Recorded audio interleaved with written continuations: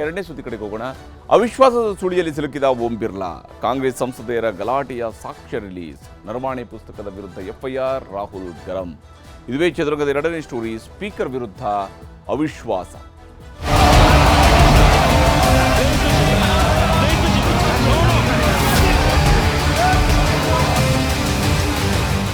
Naravane ji, who is the army chief, who I believe over Penguin. Do you believe Penguin over Naravane ji?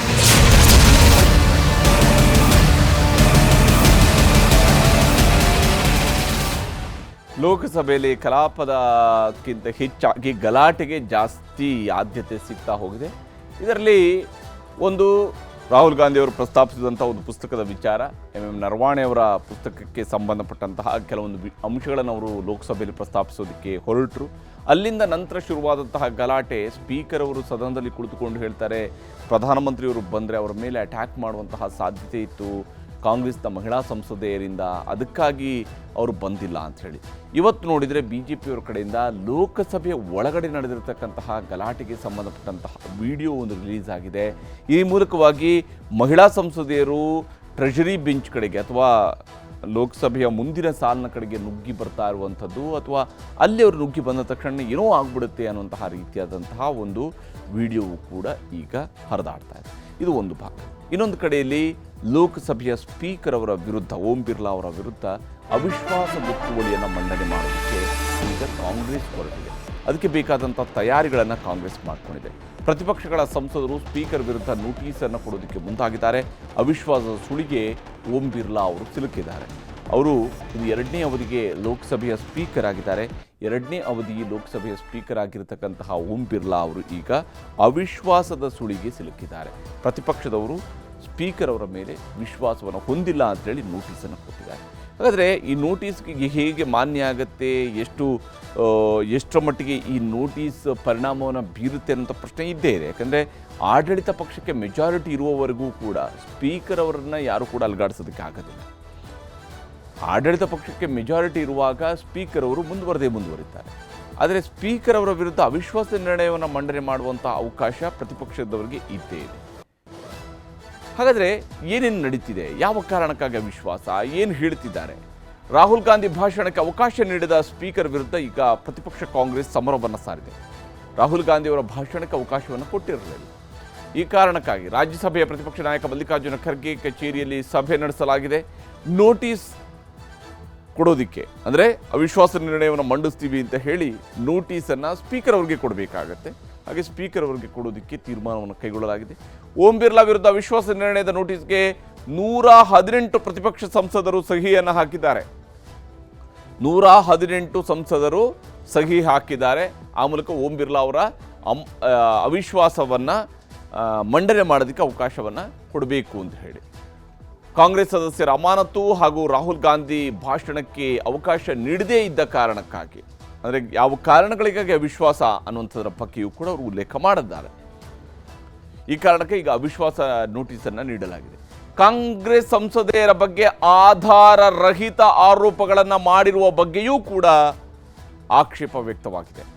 ಯಾಕಂದರೆ speaker ಚೇರ್ನಲ್ಲಿ ಕುಳಿತುಕೊಂಡು speaker Om Birla ಅವರು ನೀಡಿರ್ತಕ್ಕಂಥ ಹೇಳಿಕೆ, ಅದು ಮಾಡಿರುವಂಥ statement, ಅದು ಕಲಾಪಕ್ಕೆ ಪ್ರಧಾನಿ ಮೋದಿ ಬರ್ತಾ ಇಲ್ಲ, ಮೋದಿ ಅಣತಿಯಂತೆ ಸ್ಪೀಕರ್ ಕೆಲಸ ಮಾಡ್ತಾ ಇದ್ದಾರೆ ಅನ್ನುವಂತಹ ಆರೋಪವನ್ನು ಇಲ್ಲಿ ಪ್ರತಿಪಕ್ಷದ ಸದಸ್ಯರು ಮಾಡ್ತಾ ಇದ್ದಾರೆ. ಈ ಕಾರಣಕ್ಕಾಗಿಯೇ ಅವಿಶ್ವಾಸದ ನೋಟಿಸನ್ನು ಈಗ ನೀಡಲಾಗಿರುವಂಥದ್ದು. ಸ್ಪೀಕರ್ ಓಂ ಬಿರ್ಲಾ ಅವರ ವಿರುದ್ಧ ಅವಿಶ್ವಾಸ ನಿರ್ಣಯದ ನೋಟಿಸ್. ಹಾಗಾದರೆ ಯಾವ ಸ್ವರೂಪದಲ್ಲಿ ಈ ನೋಟಿಸ್ ಕೆಲಸ ಮಾಡುತ್ತೆ ಅಂತ ನಾವು ಗಮನಿಸಬೇಕು.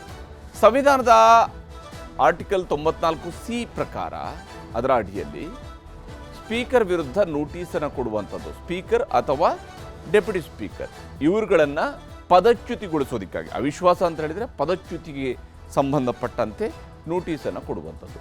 ಲೋಕಸಭೆಯ ಸೆಕ್ರೆಟರಿ ಜನರಲ್ಗೆ ನೋಟಿಸನ್ನು ಪ್ರತಿಪಕ್ಷದ ಸದಸ್ಯರು ಕೊಟ್ಟಿದ್ದಾರೆ.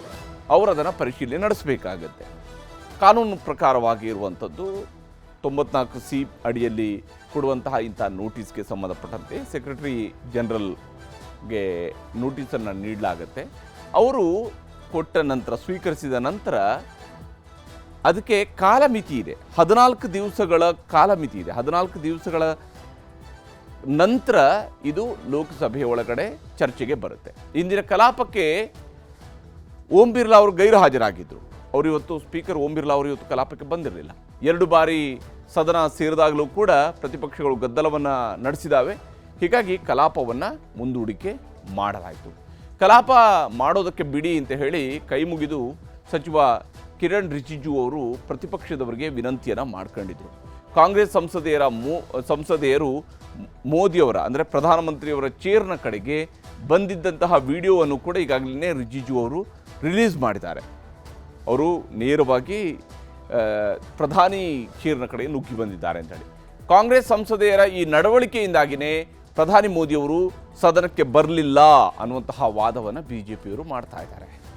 ಕಿರಣ್ ರಿಜಿಜು ಮನವಿಗೆ ಮನ್ನಣೆ ಕೊಟ್ಟು ಬಜೆಟ್ ಮೇಲೆ ಚರ್ಚೆಯನ್ನು ಈಗ ಸದಸ್ಯರು ಶುರು ಮಾಡಿದ್ದಾರೆ. ರಿಜಿಜು ಅವರು ಕೈ ಮುಗಿದು ಕೇಳಿಕೊಂಡ್ರು, ದಯವಿಟ್ಟು ನೀವು ಚರ್ಚೆಯನ್ನು ಶುರು ಮಾಡಿ ಅಂತೇಳಿ.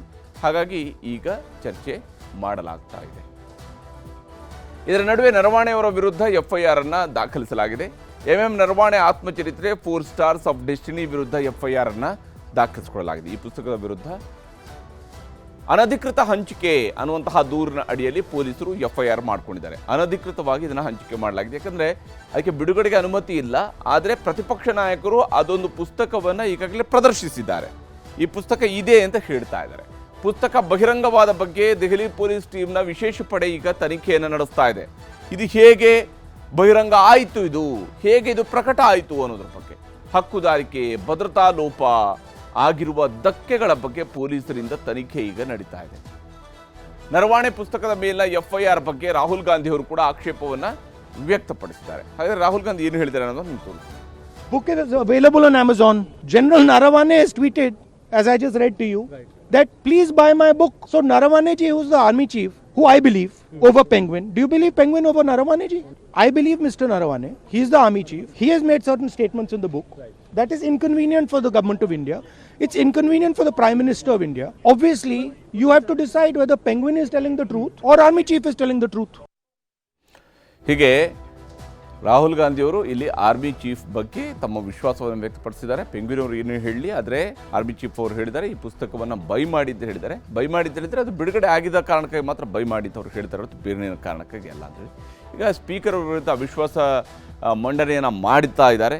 ಅಂದರೆ ಅದಕ್ಕೆ ನೋಟಿಸ್ ಕೊಟ್ಟಿದ್ದಾರೆ. ಮಂಡನೆಗೆ ಅವಕಾಶ ಸಿಗುವಂಥ 14 ದಿವಸಗಳ ನಂತರ ಹೇಗೆ ಇದನ್ನು ತೆಗೆದುಕೊಂಡು ಹೋಗುತ್ತೆ ಕಾಂಗ್ರೆಸ್ ಮುಂದಿನ ಹೋರಾಟವಾಗಿ ಇದನ್ನು ಹೇಗೆ ಪರಿವರ್ತಿಸುತ್ತೆ ಅನ್ನೋದನ್ನು ಕೂಡ ಕುತೂಹಲದಿಂದ ನೋಡಬೇಕಾಗಿದೆ.